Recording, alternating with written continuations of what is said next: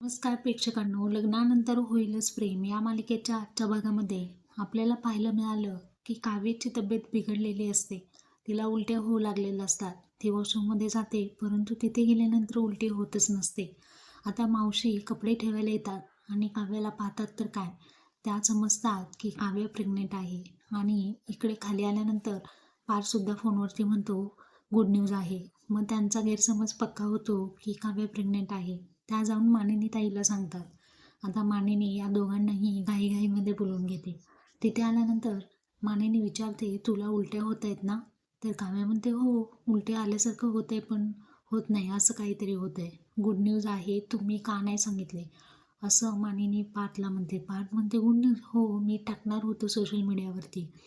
पार्थचाही गैरसमज होतो. पार्थ वेगळ्या गोष्टीबद्दल बोलत असतो आणि या बायका वेगळ्या गोष्टीबद्दल बोलतात. आता काव्याची चोरोटी भरण्याचा विचार या करतात. तर इकडे आपण हा गमतीदार